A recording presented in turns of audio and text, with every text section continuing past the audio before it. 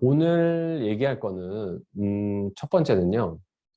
일단 최근 들어서 뭐 너무너무 인플레이션 관련된 얘기들도 많았고, 그 다음에 금리 인상 관련돼서, 그죠? FOMC 회의, 그 다음에 페드의 정책에 관련된 얘기들이 너무 많았습니다.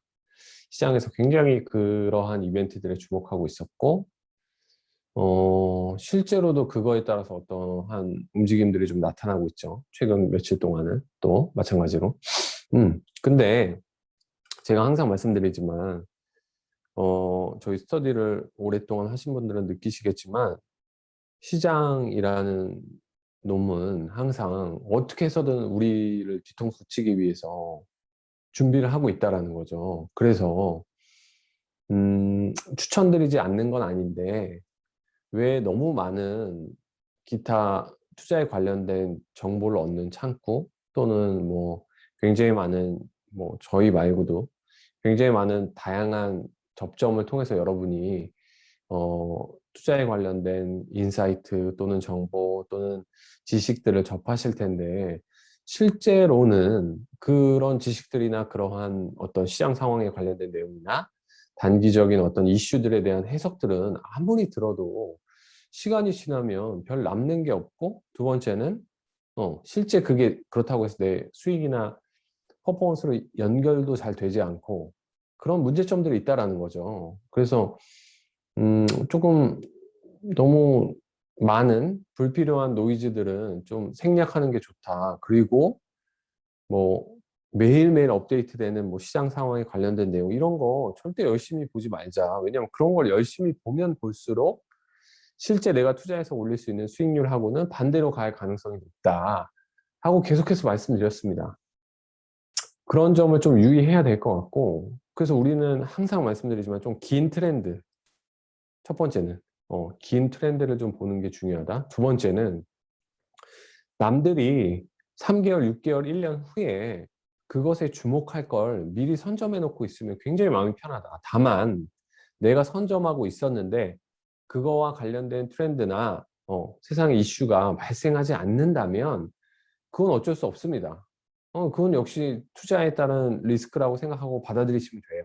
근데 문제는 뭐냐면 벌어진 이벤트들 또는 지금 후행적으로 나오고 있는 뉴스들 그리고 이미 사람들한테 회자되고 있는 내용들 그런 것들을 통해서 그걸 정보라고 혹시 접근을 해서 해석해서 투자를 하려고 한다든지 하는 행동을 하게 되면 항상 투자에 있어서는 실패할 수밖에 없다. 그러니까 뭔가 공부를 한다고 하면서 열심히 따라가고 남들이 하는 것도 하고 투자에 관련된 것도 다 보고 있는데 뭔가 계속 뒤처지는 거죠. 수익도 내 마음대로 되지 않고.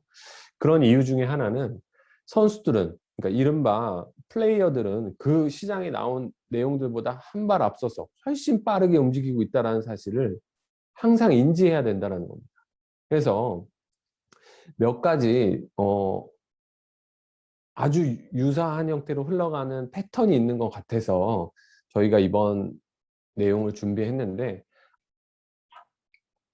네, 10만 전자를 끊었는데 삼성전자 역주행에 개인들은 울상이다. 그죠? 얼마 전까지만 해도 10만 전자 간다라고 삼성전자에 대한 어, 홀드 또는 바이 그리고 반도체의 중요성 뭐 이런 것들은 지금도 뭐 계속해서 뉴스 나옵니다. 반도체 쇼티지 난다. 그리고 반도체 수요가 어마어마하게 늘어나고 있다. 계속해서 코로나 이후에도. 그럼에도 불구하고 실제 삼성전자의 주가는 우리가 기대한 것만큼 좋지 않다라는 거죠. SK 하이닉스 마찬가지고. 다음. 코스피는 오르는데 대형주는 눈높이를 낮추고 있다. 우리 지난번에도 말씀드린 것처럼 이른바 비비빅이었나요? 그죠? 뭐 바이오, 뭐 배터리, 인터넷, 테크 뭐 해서 빅세븐, 그죠? 뭐 7개 기업들. 대표적인 게 뭐 삼성전자, 하이닉스, 네이버, 카카오, 삼성 바이오로직스, 그 다음에 또 뭐였죠? 뭐 그런 친구들이었죠. 뭐 코로나 이후에 굉장히 LG화학, 삼성 SDI, SK이노베이션과 같은 2차 전지 관련된 뭐 이런 애들이었죠. 그래서 코스피는 오르는데 대형주는 눈높이를 낮추고 있대요. 이게 무슨 얘기지? 분명히 얼마 전까지만 해도 이런 애들이 각광받는다라고 얘기했고 앞으로는 2차 전지, 앞으로는 상식적으로 생각해봐도 우리가 지난 몇 년 동안 얘기했던 테슬라 차는 더 잘 팔리고 있고, 그죠? 전기차로의 전환들이 더 가파르게 이루어지고 있고, 환경에 대한 중요성 높아지고 있고, 신재생을 하려는 의지도 높아지고 있고, 반도체 수요 높아지고 있고, 그죠? 네이버 카카오 원래 좋았고, 그죠? 바이오도 계속해서 관심을 받을 수밖에 없고. 근데 왜 상대적인 퍼포먼스에 있어서는 좋지 않냐라는 거죠.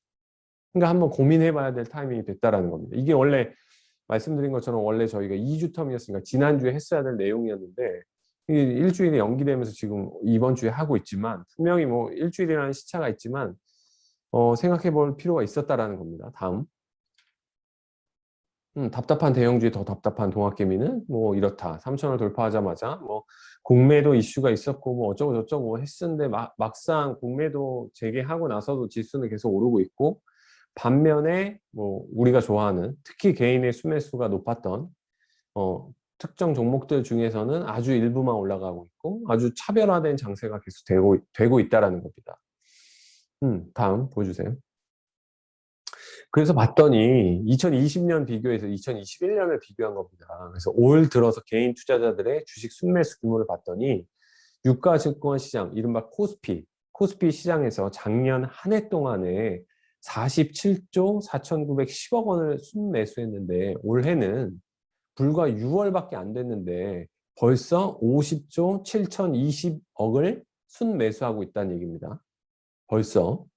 그리고 코스닥 같은 경우는 작년 통틀어서 16조 3,180억을 순매수했는데 올해는 그거의 절반 수준밖에 안 되는, 오히려 코스닥은 그거의 절반밖에 안 되는 8조 1,660억밖에 순매수하지 않았습니다. 절반밖에 안 되죠. 네, 반면에 또 해외 주식은 작년에 22조 3천억을 순매수했는데 올해는 지금 6월까지밖에 안 됐으니까 딱 절반이라고 가정했을 때 벌써 15조 5천억이니까 단순히 계산해도 포트폴리오를 어떻게 짜놨다는 거예요. 대충 여러분이 예상해 보셔도 여러분의 실제 포트도 아마 이런 식으로 구성이 돼 있을 거라고 생각이 듭니다. 무슨 얘기야? 코스피 시장에 상장되어 있는, 그러니까 코스피에 상장되어 있는 이른바 시가총액 상위, 우량주라고 불리는, 흔히 우량주라고 불리는 대형주라고 불리는 유가증권 시장에서의 개인 주식 투자자들의 순매수가 작년을 압도할 만큼 굉장히 높은 수준이고 코스닥은 상대적으로 굉장히 덜 매수했고 해외 주식 순매수 역시도 작년도 최대치였는데 벌써 올해 절반만 보더라도 작년보다도 한 6, 70% 벌써 한 70%에 도달할 정도로 굉장히 빠르게 해외 주식에 투자하고 있다는 얘기입니다. 그러니까 이걸 어떻게 해석할 거냐의 문제라는 거죠. 무슨 얘기냐면 항상 그렇다라니까요. 항상 시장은 우리가 생각하는 대로 흘러가지 않고 뭔가 자꾸 변화를 만들어내고 그 안에서 우리를 농락하거나 희롱하고 싶어하는 그런 속성이 있는데 유가증권 시장을 왜 이렇게 많이 샀을까? 코스피를 왜 이렇게 많이 샀을까를 첫 번째로 생각해 보시고 두 번째는 그렇다면 해외 주식에 대한 투자 비중도 늘어났는데 해외 주식을 저만큼 많이 샀다라는 얘기는 해외 주식 중에서도 뭘 샀을까요? 우리가 흔히 알고 있는 대표적인 거, 우리 지지난번에도 뉴스를 통해서 봤지만 이미 다 알려져 있는 굉장히 유망하다고 하는 그런 1등 기업들을 샀겠죠. 해외에도 좋은 주식들을 대체적으로 샀겠죠. 물론 뭐 밈 주식이나 일부 테마주 뭐 이런 것도 있겠지만 그걸 뭐 어마어마한 규모로 사진 않고 뭐 계속해서 매매를 했을 거기 때문에 그건 그렇다 치고 그냥 사서 보유하고 있는 측면에서 보자면 그냥 국내도 해외도 좀 대형주에 대한 포지션이 집중되어 있구나라는 생각을 쉽게 해볼 수 있다는 얘기입니다. 다음. 네, 그래서 분기별 개인 순매수 상위 종목과 수익률을 봤더니 올해 1분기까지만 해도 삼성전자 순매수 금액으로 15.7조로 거의 압도적으로 높은 수준이죠. 그 다음이 삼성전자 우선주니까 뭐 삼성전자를 제일 많이 샀다. 그 다음 현대모비스, 현대차, LG전자 순이었다. 2분기에도 여전히 순매수 상위는 삼성전자, 하이닉스. 그 다음이 네이버, 삼성전자 우선주, 현대모비스. 큰 차이가 없다. 근데 1분기, 2분기 수익률을 봤더니 개인이 순매수한 상위 종목과 수익률을 봤더니 옆에 보시면 삼성전자는 1분기 수익률이 마이너스 5.6%, 현대모비스는 1분기 수익률이 마이너스 14.5%, 현대차 역시도 1분기 수익률이 마이너스 5.1%, 2분기 역시도 삼성전자 여전히 마이너스, 하이닉스 마이너스, 삼성전자 우선주 마이너스, 현대모비스 마이너스. 무슨 얘기야? 아마 1월부터 2분기 5월 28일까지 반영한 수치니까 1월 1일부터 5월 28일까지 개인들이 굉장히 많이 산, 국내 투자자들이 가장 많이 산 이른바 아주 좋다라는 대형 우량주들의 주가적인 퍼포먼스는 거의 최악이었다. 아주 좋지 않았다. 이런 상황임에도 불구하고 더 안타까운 상황은 뭐냐면 이런 상황임에도 불구하고 시장은 올랐다라는 거죠. 그렇다면 무슨 얘기야? 저것들을 제외한 나머지들의 수익률은 실제로는 어마어마한 수준이었다라고 해석해 볼 수 있습니다. 왜냐하면 시가총액 상위 종목들이 다 오르지 않았는데 지수가 빠지지 않았으니까 얼만큼 올라야 그 밑에 있는 애들이 얼만큼을 올랐길래 코스피나 코스닥이 저 지수를 버티고 있냐라는 거죠. 코스닥에서도 마찬가지 현상이 일어났죠. 그죠? 코스닥 대표 바이오 기업들의 시가총액은 오히려 20, 30%씩 하락한 데 반해서 코스닥 지수는 1000스닥을 넘어갔죠. 지금 벌써. 그런 것처럼 뭔가 이상하지 않아요? 뭔가 이상하지 않아요? 그리고 어떤 투자 정보나 투자 관련된 내용들이나 투자 관련된 구루들이나 투자 관련된 서적을 봐도 앞으로 국내 시장을 이끌어갈 대표 기업이라고 하는 반도체, IT, 2차전지, 그리고 신재생에너지 관련된 기업들을 뽑는 건 아주 정석입니다. 정석. 근데 얘네들의 무려 6개월간의 수익률은 아주 처참하게 그지없어요. 우리가 팽 하면서도 얘기했지만 저희가 그때도 말씀드렸던 페이스북, 애플, 구글, 넷플릭스, 테슬라라면 테슬라가 안 좋은 주식이라는 얘기를 한 게 아니라 테슬라는 지난 2년 동안, 3년 동안 너무 좋은 주식이라고 그때 그렇게 얘기했었고 반면에 테슬라의 저 가격이 매력적이지 않아 보인다라는 얘기를 드렸었던 거고 반면에 애플이나 다른 주식들에 비해서 페이스북의 가치가 상대적으로 너무 낮게 평가되고 있는 것 같다라는 말씀을 드렸었고 그러다 보니 미국에서도 팽들의 주가 차별화가 일어났는데 1, 2분기 통틀어서 팽 중에서 가장 좋은 퍼포먼스를 보였던 건 오히려 알파벳, 구글과 페이스북이었고 개인들이 가장 많이 샀던 애플과 그죠? 테슬라 같은 경우는 수익률이 별로 좋지 않았다라는 거죠. 물론 마이너스는 아니지만. 근데 그 기간 동안에 더 황당한 얘기는 그 기간 동안에 우리가 그냥 소비재 트렌드, 구글 트렌드를 통해서 알 수 있었던 기업들 이런 기업들이 구글 트렌드가 올라오고 소비재로서 코로나19 이후에 이런 기업들이 좋아 보여요.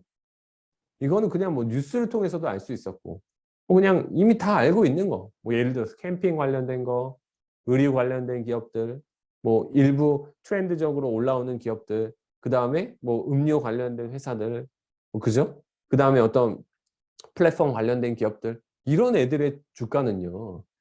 그 1분기, 2분기 사이에 수익률적으로 어땠냐고요.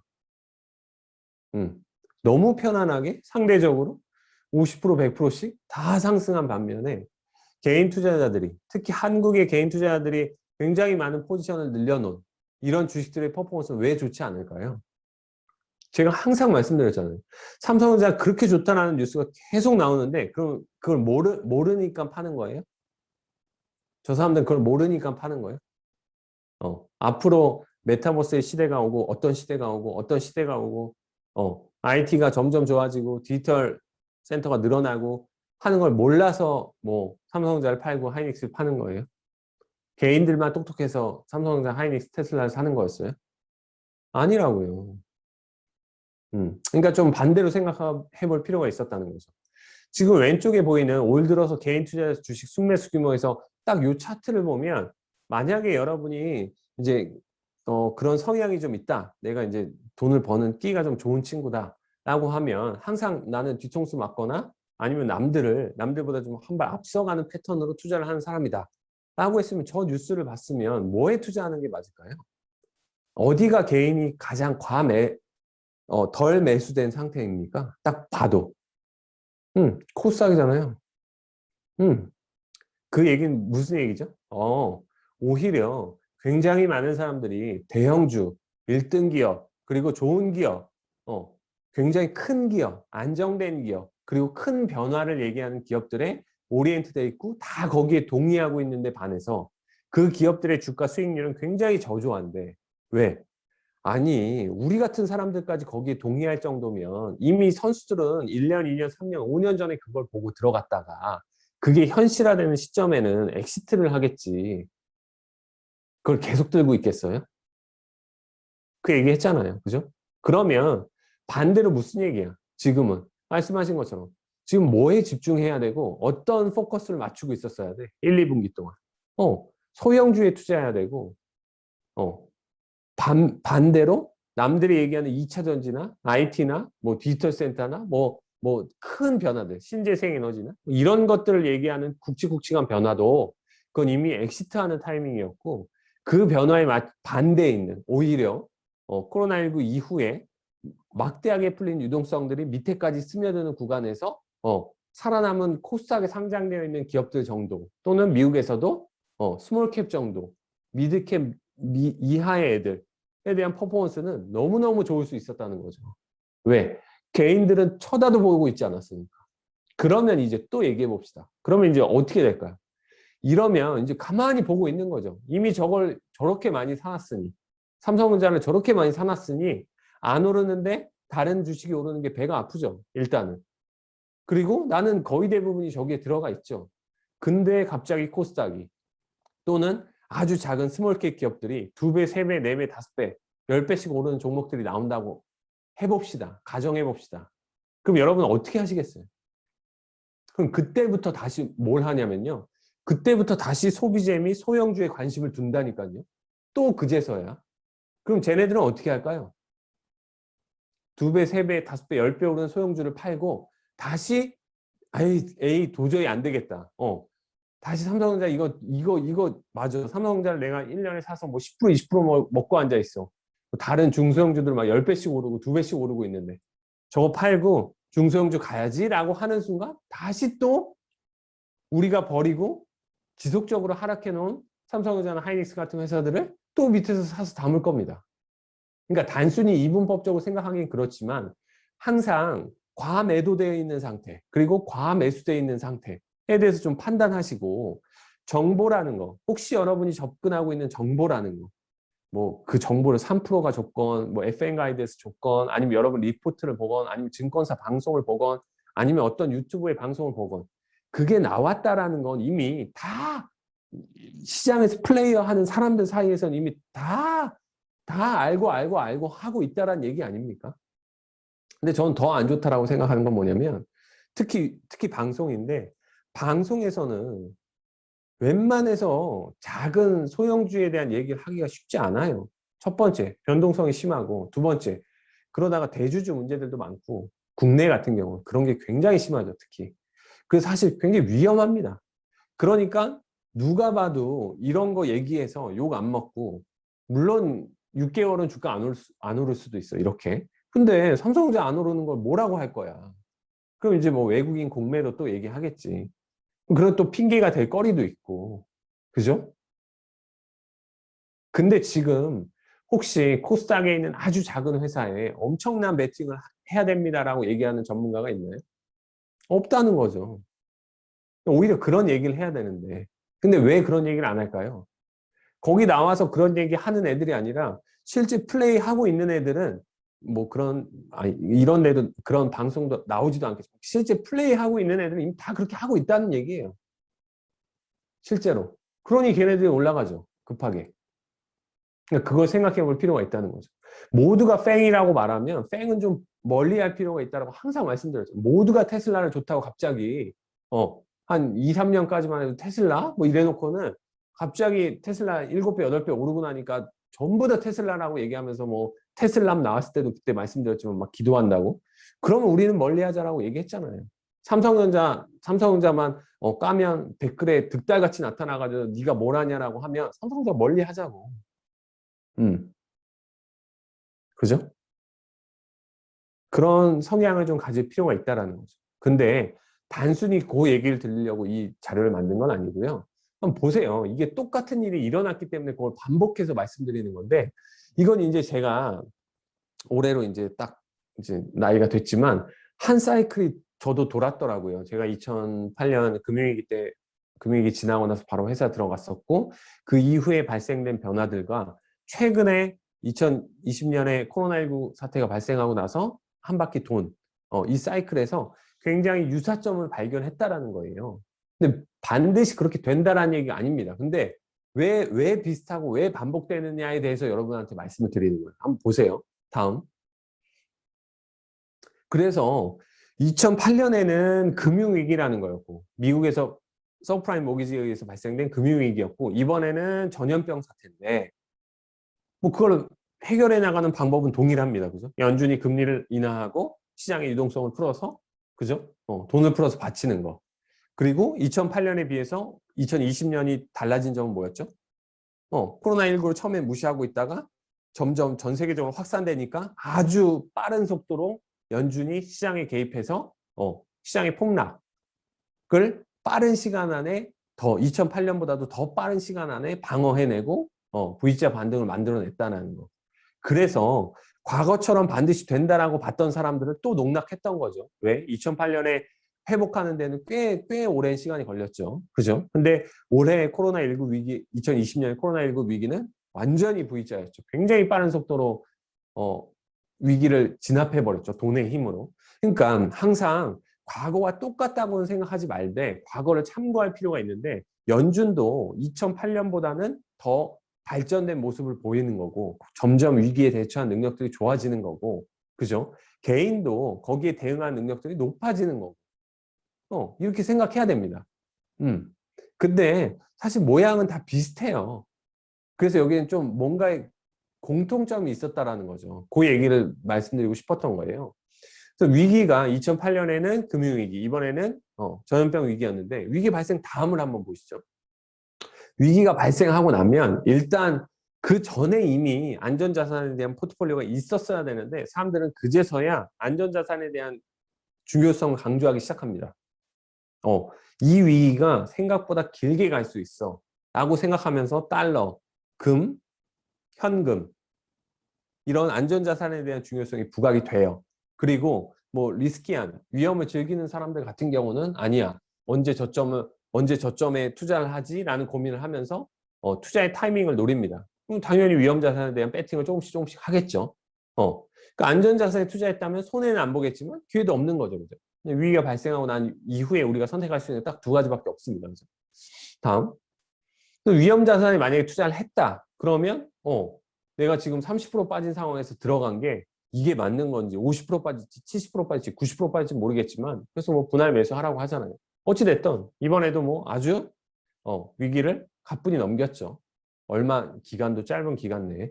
그러면 대체적으로 이런 시기에 위험 자산에 투자할 때 형태라는 게 있다라는 거죠. 무슨 얘기냐? 거의 대부분 이런 위기가 발생하고 나서 진입을 하던 또는 내가 이미 투자를 하고 있었는데 이런 위기가 발생하고 나면 거의 대부분 자신의 포트폴리오에서 이른바 잡주, 그러니까 중소형주 비중을 확 줄여버리고요. 왜냐하면 상대적인 타격이 더 크거든요.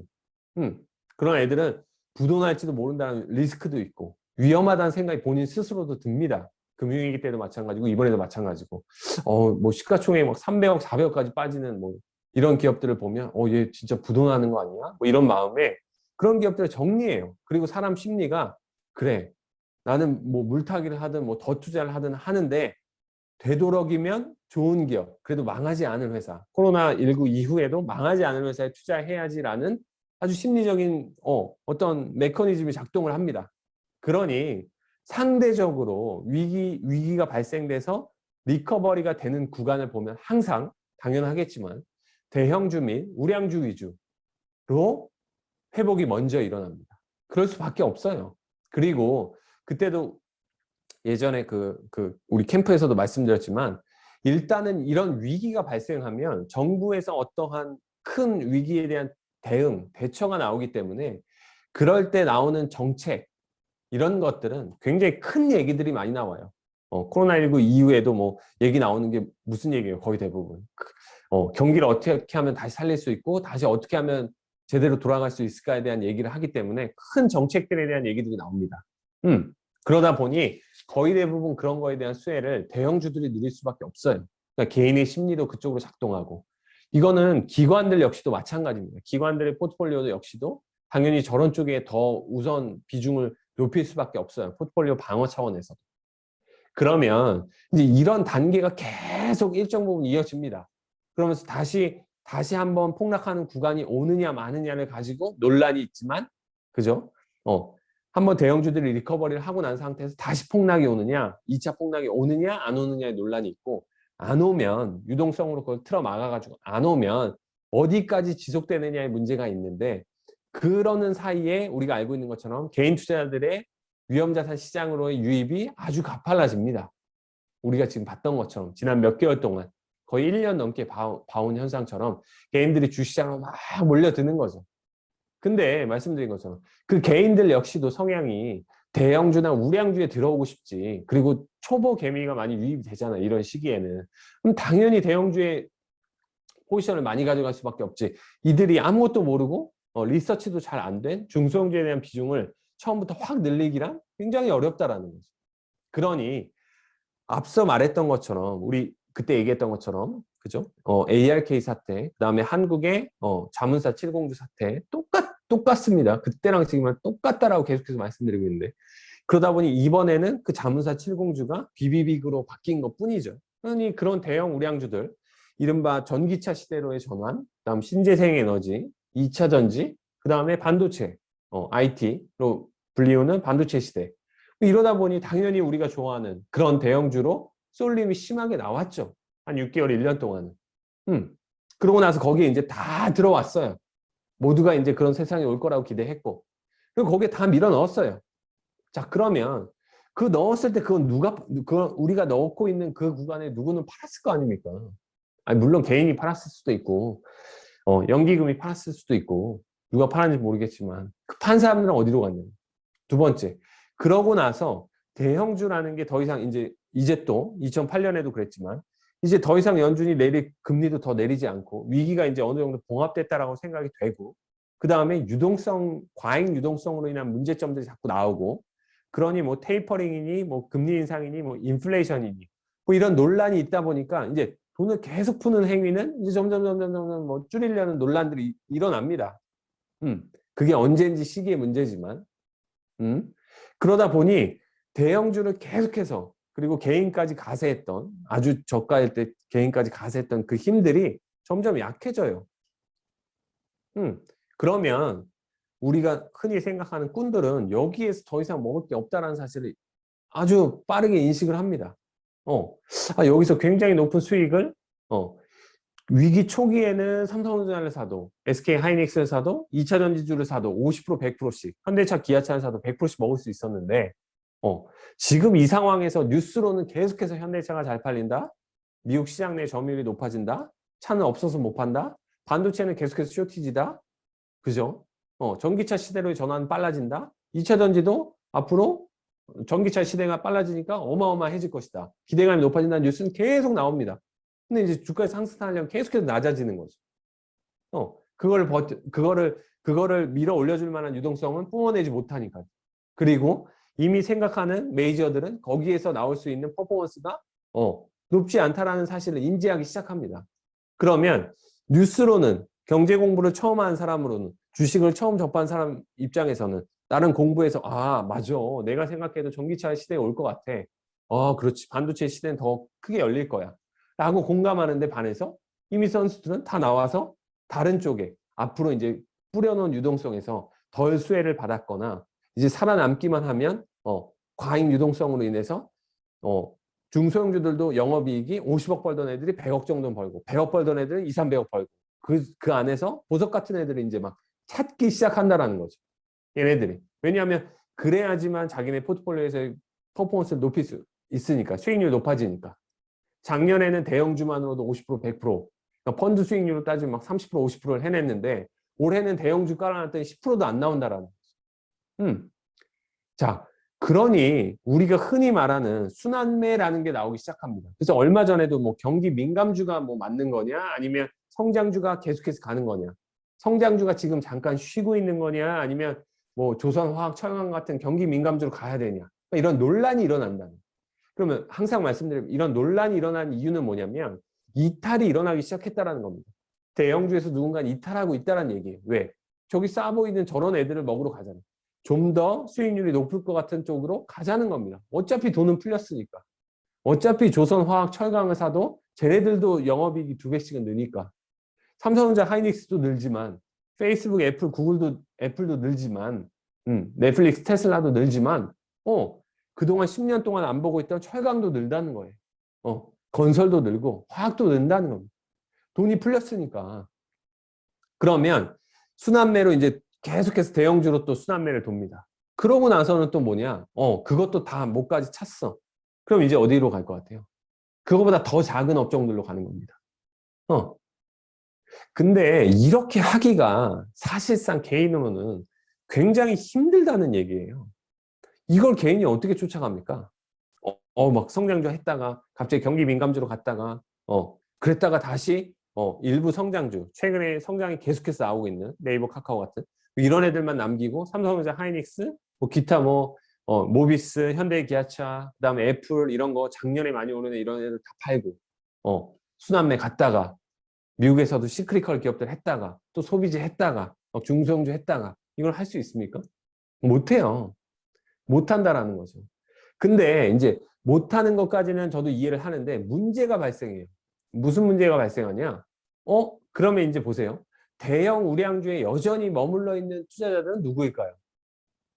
저기에 발빠르게 대응 못하고 대형 우량주에 여전히 집중되어 있는 포트를 가지고 있는 투자 집단은 누구냐고요. 투자의 아마추어이거나 개인일 확률이 높다는 거죠. 그죠? 여전히 개인일 확률이 높다는 겁니다. 그러면 저것들은 웃긴 게 뭐냐면 이제 만약에 시장이 빠지면 대형주도 빠집니다. 근데 시장이 올라도 잘 오르지 못해요.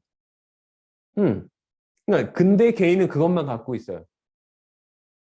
그 사이에 소형주들은 뭐 아까 말씀드린 것처럼 순환매를 돌면서 이벤트를 타면서 이익의 변동성이 크기 때문에 주가 수익률로는 2배, 10배짜리들이 막 나오기 시작합니다. 근데 대형주를 올릴 만큼의 시장 유동성 파워는 있지 않아요. 그러니 개인들은 계속 저기에서 언젠간 다시 삼성전자 오르겠지. 언젠간 하이닉스 오르겠지. 언젠간 현대차, LG전자 다시 오르겠지. 언젠간 LG화학이 다시 100만 원 가겠지. 라는 기대감에 이제 기회비용이라는 게 발생돼서 그냥 저게 계속 묶어두는 겁니다. 근데 2008년 금융위기 때도 보시면 초기에 자문사 7공주라고 말하던 대표적으로 뭐 현대차, 기아차, 그 다음에 삼성전자 그때도 마찬가지였지만 대표 기업들이 굉장히 가파른 상승을 한 이후에 몇 년의 시간 동안을 옆으로 움직였는지 혹시 보신 적 있으세요? 그래서 저희가 항상 그런 그래프들은 장기로 보여드렸잖아요. 현대차 같은 경우는 2010년, 그러니까 2008년 금융위기 이후에 똑같았어요. 위기 회복 구간에서 현대차 잘 팔리면서 어마어마한 점유율과 영업이익률을 기록하면서 현대기아차에 대한 기대감이 엄청났었죠. 그러고 나서 거의 8년, 9년 동안을 옆으로 갑니다. 그것도 옆으로도 아니에요. 우하향합니다. 이번 위기가 발생할 때까지도. 그러면 과연 오르지 않는 주식을 7년, 8년? 분명히 내가 이번에 삼성전자 투자하면서 현대차 투자하면서 장기 투자할 거야라는 마인드로 들어왔지. 될까요? 근데 계속해서 금리 인상, 뭐 시장에 노이즈 있을 때마다 또 출렁출렁 거려. 오르지도 않았는데. 난 뒤늦게 들어왔고.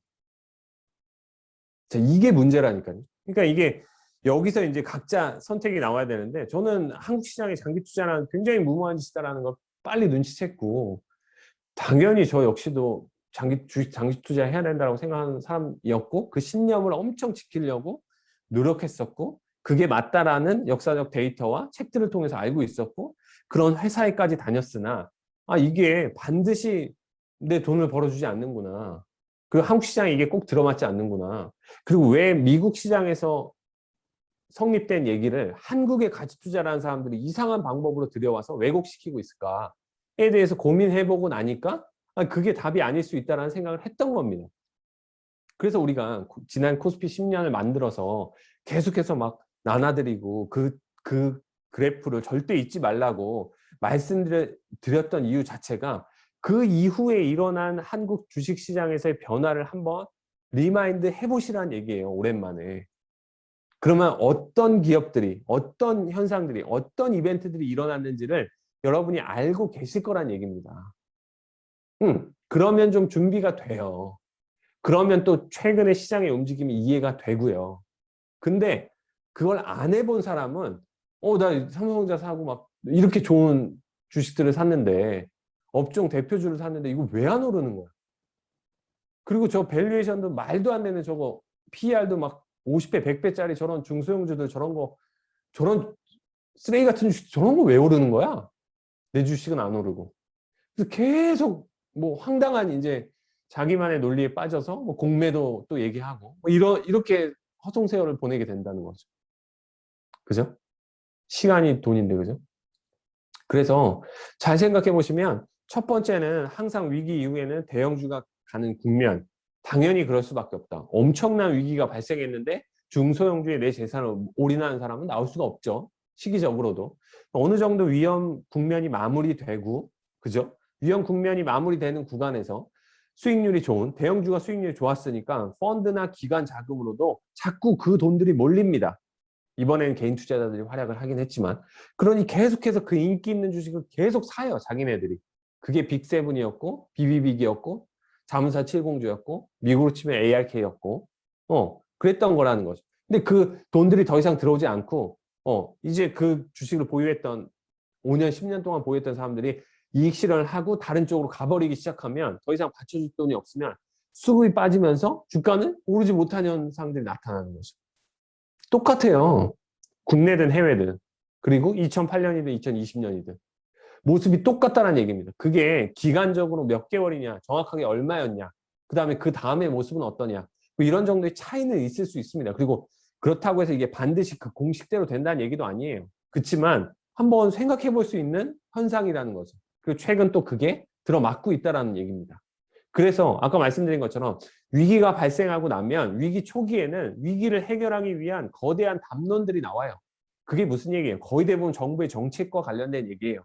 그 신재생 에너지니, 2차 전지니, 바이오니, 반도체니, 그래서 뭐 미국과 일본의 반도체, 굴기, 그다음 중국까지 반도체. 근데 반도체 주식은 안 올라. 이런 황당한 상황이 오는 거죠. 2차 전지도 전 세계가 전기차 육성에 사활을 걸고 있는데 2차 전지 주식의 가격은 안 올라. 전 세계가 신재생 에너지를 외치고 있는데 신재생 에너지 주가는 안 올라. 황당한 상황이 벌어진다니까요. 근데 나는 그것들만 가지고 있어. 왜? 너무 좋다라는 걸 나도 알거든. 나도 안다고요. 나도 알 정도면 다른 사람은 어떻다는 거야? 그래서 이것들의 문제는 뭐냐면 실질적인 퍼포먼스가 나오는 기대치에 비해서 실질적인 퍼포먼스는 정부의 정책의 효과이기 때문에 굉장히 느리고 오래 걸리고 온갖 큰 변화들이기 때문에 방향성을 틀어서 어마어마해지기까지는 아주 오랜 시간이 걸린다라는 거죠. 그리고 이런 쪽을 정부에서 육성한다고 하니까 경쟁이 엄청나집니다. 아시는 것처럼. 불과 2년 전, 3년 전에 테슬라가, 5년 전에 테슬라가 전기차 만든다고 할 때만 해도, 국내에 있는 다른 회사들은 뭐 수소차를 하니, 뭐 전기차는 그냥 까작까작 대기, 뭐, 이러고 있었잖아요. 근데 갑자기 테슬라 주가가 8배 오르고 나고, 전기차를 육성한다고 나니까, 봤던 것처럼, GM, 포드, 그죠? 현기차, 그죠? 토요타, 그 다음에 폭스바겐, 그죠? 그리고 중국에 있는 뭐, 난생 처음 들어보는 뭐 회사들이 다 전기차 만든다고 나오고, 그죠? 경쟁이 심화되는 국면으로 간다는 거죠. 시장이 확대되기도 하지만 경쟁도 엄청 심해지는. 그러니 주주로서는 내가 투자한 기업의 이익이 경쟁이 심해지면서 줄어들 우려가 있다는 거죠. 시장 커지는 거에 비해서. 네. 그래서 오히려 그러니까 대형 기업들의 포지션이 불리해지는 국면으로 바뀌고 있는 건 아닌지 생각해 볼 필요가 있다고. 근데 난 좋은 주식 사는데 왜 안 오르지? 난 계속 얘기하고 있다. 왜냐하면 이 얘기를 왜 말씀드리냐면 실제로 제가 회사에 입사하고 나서 굉장히 열심히 봤던 섹터, 그다음에 열심히 잘했던 영역이 중소형주였는데 왜 그때 중소형주가 잘 됐을까 제가 지나고 나서 생각해 봤더니 똑같아요, 지금이랑. 초기에는 그때도 대형주들이 훨씬 퍼포먼스가 좋았어요. 근데 시장의 유동성이라는 게 한계가 오고 대형주들을 바칠 만한 기관 자금들의 여력이 낮아지고 펀드로의 자금 유입이 더뎌지고, 그죠? 위기는 이제 어느 정도 봉합됐다 보니까 유동성을 잡으려고 그러고. 근데 풀린 유동성은 돌고 있고, 실제로 돈이 풀렸고, 그 사이에 살아남은 일부 코스닥에 있는 아주 괜찮은 회사들은 변화에 막 왔다 갔다 하면서 중국인들이 오면 갑자기 마스크팩을 팔고 화장품을 팔고 면세점을 팔고 뭐 카지노도 확장을 하고 이런 국면들. 그 다음에 뭐 게임주들은 모바일 인프라 환경이 좋아지면서 게임을 개발했는데 이름도 없던 회사 게임 개발해서 막 조 단위 회사로 발전하고 이런 국면이 나오더라는 겁니다. 근데 제가 그걸 경험하고 나니까 이번에도 똑같은 국면으로 가고 있다는 느낌이 났다라는 거죠. 분명히 초기만 해도 개인 투자자들 역시도 그때도 그랬는데 지금도 마찬가지로 다 좋은 기업을 들고 있는데 좋은 기업은 움직이지 않는다라는 더 이상. 그러고 나서 거의 한 4년에서 6년, 7년을 이른바 한국 주식시장은 박스피라는 구간에 접어듭니다. 더 이상 오르지 않는 3,000포인트를 넘어서지 않는 그 박스피 나온 구간에 헤지펀드라는 애들이 엄청나게 유행을 해요. 그래서 롱숏을 엄청나게 치는 거죠. 그러니까 대형주는 못 갑니다. 그래서 그 구간에 뭐가 좋았냐? 처음에는 중국 관련된 기업, 그 다음 소비재, 그 다음 화장품, 그 다음에 카지노, 그 다음에 뭐 게임, 그 다음에 이런 기업들이 막 실적이 찍히고, 그 다음에 뭐 임플란트 회사들도 좋았고요. 뭐 인바디라는 뭐 그런 거 하는 애들도 좋았고요. 뭐 별별 애들이 다 좋아집니다. 실제로 중소형주 있는 기업들 이익이 엄청나게 늘어나요. 실제로 돈을 많이 풀어줬으니까 소비를 하잖아요. 처음에는 안 하다가 이런 애들까지 그 수혜가 간다고요. 그러니까 이런 애들 시가총액 막 500억, 1000억, 2000억짜리들은 4천억, 5천억, 1조까지 가도 주식시장에 전혀 영향을 미치지 않아요. 그러니까 시장은 움직이지도 않는데 개인 주식 투자해서 돈 버는 친구들은 다 이런 데서 돈 버는 친구들이 막 어마어마하게 많이 나옵니다. 이 시기에. 그래서 제가 느끼기에도 정말 유동성의 실질적인 수혜는 삼성전자 30%, 50%면 충분히 오른 거고요. 글로벌하게 보면 대표 기업들 역시도 뭐 100조짜리가 500조, 600조 갔으면 어마어마한 유동성의 효과였던 거죠. 근데 이제 우리가 생각해 볼 문제는 미국에 있는 예를 들어서 5천억짜리 회사가 위기를 넘기고 이제 미국인들이 돌아다니면 소비를 시작해. 그럼 걔는 얼마까지 갈 수 있을까요? 상승의 업사이드 포텐셜이 얼마나 있을까요? 5조, 10조까지 있다니까요. 그 기억이 났어요. 그래서 역시 과거 되게 비슷하게 계속해서 반복되구나라는 느낌이었던 거죠. 근데 그게 계속해서 이어지진 않습니다. 당연히 그 중간중간에 시장의 변동성을 타고 가요.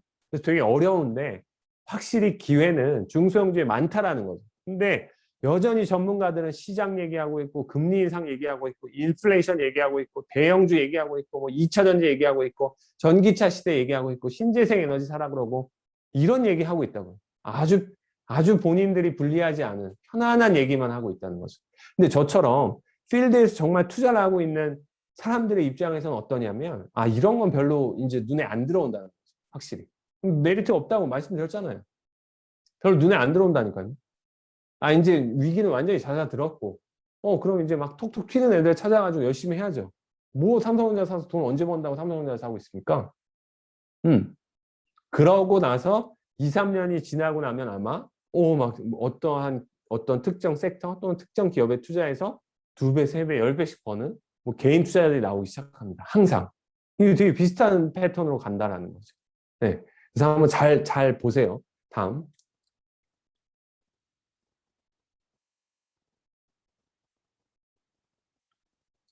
그래서 우리가 지난번에 예전에 이거 만들었던 거 보시면, 네. 30년 동안의 코스피의 흐름이었어요. 근데 IMF 외환위기 있었고, 닷컴 버블 붕괴 있었고, 9.11 테러 있었고, 차이나 쇼크 있었고, 가장 심했던 그 전건 사실 저도 잘 경험을 못했으니까 2008년 금융위기를 제가 겪고 회사에 들어갔는데 되게 완만하게 저렇게 회복을 하죠, 그죠? 그러다가 저 때도 초기에는 분명히 이런 논란이 있었습니다. 2차 폭락이 온다. 금융위기가 마무리된 게 아니다, 절대로. 미국 서브프라임 모기지의 부실이 어느 정도까지 확산됐는지도 아예 예상조차 되지 않는다. 라고 얘기하면서 계속해서 노이즈가 있었는데 시장은 무시하고 계속 갑니다. 그래서 기다리는 사람한테 기회를 주지 않았어요. 그랬다가 유럽 국가부채 위기, 이른바 피그 사태가 터지면서 주식시장이 출렁했는데 저 때도 보면 대부분의 대형주들이 굉장히 조정을 많이 받았지 중소형주들은 굉장히 플레이가 좋았어요. 그래서 이번 코비드19까지 이제 연장해서 저희가 그려놨는데 한번 보세요. 이런 그림을 그리면서 왔다는 거죠. 네.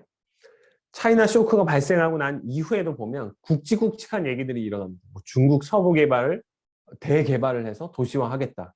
금융위기 이후에도 자동차, 화학, 정유로 이른바 중국에 다시 한번 투자 붐이 불고 그러고 나서 국내 자동차, 화학, 정유 기업들이 엄청난 대기업들이 엄청난 이익을 수혜를 보다가 그 구간이 지나고 나니까 보세요. 2011년부터 저 꼭지점의 코스피 지수를 2018년이 된 구간까지도 2011, 12, 13, 14, 15, 16까지도 이 구간을 다시 넘어서지를 못했죠. 보이세요? 김총무가 이렇게 표시를 해줘봐. 차화정 옆에 꼭지 한번 금융위기 이후에 회복된 요 꼭지에서 다시 그 꼭지까지 오는데 무려 그죠? 한 6, 7년 동안을 그러니까 한마디로 저 구간에서 차화정을 샀다면 저 구간에서 삼성전자 같은 주식을 사놨다면 그죠? 그 중간 동안에 막 거의 6, 7년을 전혀 돈을 못 벌고 있었다라는 얘기죠. 난 분명히 좋다라고 하는 주식을 샀는데 그리고 그때도 말씀드렸던 것처럼 저 때 가장 인기 있었던 저 때도 막 태양광이 붐을 일었다고 말씀드렸죠. 저 때 붐을 일었던 OCI 같은 경우는 저러고 나서 거의 뭐 어마어마하게 주가 빠지죠. 반대로. 근데 저 때는 저런 상황이었는데 2011년 이후에 저희가 빨간색으로 저 해놓은 것들 보이세요? 그러고 나니까 어떠한 이벤트들이 있다고요? 저출산, 남북경협, 리모델링, 중국 소비, 건설, 5G, 뭐 모바일 게임, 한류, 통일, 반도체, 전기차, 최근 들어서 이제 삑이지만 저 오히려 가지 못하는 구간, 코스피가 움직이지 못한 저 구간에 실질적으로 어마어마한 성장을 하는 기업들이 국내에서도 그렇고 엄청난 회사들이 많이 나왔어요. 저런 테마를 타면서. 되게 뭐 큰 사회적 변화는 아니에요. 그리고 정부 정책도 아니잖아요. 정부 정책으로 뭐 모바일 게임을 육성했습니까? 저 구간에? 정부 정책으로 뭐 리모델링을 권장했어요? 아니죠. 근데 저 구간에 어떤 일이 있었는 줄 아세요? 한샘이라는 회사가 무려 저 구간의 주가가 뭐 15배 가까이 오릅니다. 메디톡스라는 회사는 저 구간에 2008년 금융위기 이후부터지만 그죠? 50배, 60배의 주가 상승을 보입니다. 네, 모바일 게임 하는 뭐 컴투스 같은 업체는 저 구간에 10배, 20배씩 오르고요. 화장품 마스크팩 만들던 회사들은 뭐 5배, 10배 올라간 건 뭐 껌이죠, 그죠? 어마어마한 변화들이 나타나기 시작한다는 거예요. 후행적으로. 무슨 얘기냐? 코비드19 때문에 엄청난 주가 조정이 있고 나서 지금 저거보다 더 올라왔잖아요. 지금 보시는 것처럼 2021년에 이제 삑이 저렇게 그려놨잖아요. 저만큼을. 그럼 이제 삑이 계속해서 얼만큼을 올릴 수 있냐라는 거예요. 그러니까 유동성을 이제는 줄인다라는 얘기가 나오고 있는데 삑이 더 큰 힘을 받아서 갈 수 있냐는 거예요. 이미 큰 애들인데. 확실히 한계가 있다는 거죠. 그럼 이제 앞으로 예상을 한번 그려보는 거예요. 그러니까 상상해보는 거예요. 제 말이 맞다라는 게 아니라. 저는 어떻게 될 거라고 보냐면 옆으로 갈 거라고 봅니다. 계속. 그러면 이제 뭐의 시대냐. 뭐의 시대가 나올 거냐. 전 똑같다라고 생각합니다. 새로운 모바일 게임. 근데 저 때는 예를 들어서 모바일 게임의 시대였어. 그럼 이제는 모바일 플랫폼에서 뭐 어떤 특정 새로운 게임의 시대. AR, VR을 뛰어넘는 XR 게임 시대. 예를 들어. 그다음 중국 소비가 이제 미국 소비, 아니면 글로벌 소비. 리모델링도 뭐 플랫폼 리모델링. 그죠? 그다음 5G를 넘어선 6G. 이런 업체들. 이런 게 나올 수 있다라는 거죠. 그러니까 그런 상상을 해봐야 된다는 거예요. 그래서 우리가 초기에도 메타버스 이런 게 갖다 붙이기에 가장 좋다라고 말씀드렸던 이유가 그런 겁니다. 이제 아주 큰 국지에서의 변화들을 만들어내기보다는 작은 애들의 어떠한 수혜 그리고 실적을 보고자 하는 뭐 그런 체크하고 싶은 뭐 그런 마음 그런 것들을 보면 중소형주의 이제 숫자 변화들이 눈으로 보이기 시작할 거예요. 그럼 이제 여기 이 구간을 여러분은 이제 어떻게 대응하실 거냐면 삼성전자, 하이닉스, 현대차, 기아차, LG전자, 그 다음에 글로벌하게는 애플, 그 다음에 구글, 테슬라 뭐 이렇게 사놨으니까 괜찮겠지. 기다려볼까? 기다려보세요. 잘 안 오른다는 거죠. 너무 좋은 회사들이 많는데 주가는 잘 안 오른다는 거죠. 1년에 뭐 20% 올랐어요. 예를 들어서 20%가 예를 들어서 올랐다고도 쳐봅시다. 근데 말씀드린 것처럼 밑에 있던 중소형주들은 200%씩 올라오는 거죠. 웬만한 것들은 다. 그런 변화를 놓치면 과연 20%번 수익이 괜찮냐라는 건 개인의 차이가 있습니다. 이미 자산가여서 변동성을 낮추고 난 20%만 벌고 싶어라고 하면 그게 맞고요. 그게 아니야라고 생각하면 확실히 변화에 빨리 대응할 수 있어야 돼요. 제가 예전부터 느낀 게 이 주식 투자 굉장히 어려운 이유 중에 하나가 이때는 요게 맞는데 그때도 말씀드린 거죠. 자꾸 말을 바꾸는 사람이 맞는 거예요. 뭘 하나를 주구장창 외치면 워렌 버핏처럼 50년을 외치면 그 사람은 훌륭한 사람이 될 수 있는데 사실 그러기 쉽지 않다는 거고 중간중간에 변하는 거에 빨리빨리 잘 따라갈 수 있어야 된다는 거죠. 눈치를 채고. 그러니까 저 같은 경우도 제 특징이 뭐였냐면 제가 중소형주를 그렇게 좋아했음에도 불구하고 제 철칙이 바이오는 안 한다는 거였어요. 그랬더니 제가 한 3, 4년을 쉬어야 되더라고요. 왜? 바이오를 제외한 중소형주는 아무것도 가지 않더라고요. 그러니까 그 3, 4년을 굉장히 힘든 시기로 보냈다라는 거죠. 그러면 바이오를 안 하겠다라는 철칙을 어기라는 게 아니라 바이오 관련된 ETF나 바이오 공부를 해볼 필요성은 있었다는 거지. 그렇다라는 거예요. 한국 시장의 특징이 그러니까. 굳이 뭐 다 그렇다라는데 나 혼자 무슨 시장을 정의감에 바라보면서 저건 아니야 라고 외치는 건 굉장히 수익적으로는 힘들 수 있다는 거죠. 지금도 마찬가지예요. 당연히 넥스트는 삼성전자, 하이닉스, 현대차를 앞으로 10년, 20년 후에 한국의 대표 기업들이 이끌어 나갈 거라는 건 변함없는 논리입니다. 그렇지만 굉장히 수익적으로는 부진할 수 있다. 그걸 받아들일 수 있겠냐? 오케이. 그걸 받아들이면 오케이. 근데 나 욕심이 많다. 난 지금 그걸로는 안 되지. 나도 한몫 잡아야지. 그런 마음이 있다. 그러면 대부분의 전문가라는 말도 안 되는 것들이 하는 그런 얘기를 멀리 해야죠. 멀리 해야 된다고. 걔네들이 하는 얘기를 멀리 해야지. 왜? 걔네들이 이미 나온 결과를 가지고 얘기하고 있잖아. 플레이어들은 다른 플레이를 하고 있다. 계속 변하는, 싸움터에서, 게임 환경에서 변하는 상황에 맞게 계속 색깔을 바꿔가면서 플레이를 하고 있는데 계속 난 10년 전 패턴을 계속 똑같이 한다? 그건 맞지 않다. 이걸 어쨌든 볼 필요가 있어요. 물론 IMF 외환위기 오기 전처럼 IT 버블처럼 빅의 버블이 계속해서 이어질 수도 있습니다. 그건 뭐 예측할 수 없죠. 그죠? 카카오 네이버만 계속 가는 장이 계속 올 수도 있죠. 뭐. 그건 맞출 수 없으니까. 그죠? 근데 특히 개인이 순매수가 많은 아까 앞에서 봤던 탑5 종목 1분기, 2분기 합쳐서 그런 것들은 그냥 조심할 필요가 있다. 그런 데는 항상 뭐 네이버, 카카오 같은 애들이 거론되지 않는다라는 거죠. 희한하죠. 그죠? 아주 희한해요. 그런 것만 쏙쏙 빼고 갑니다. 무조건. 다음.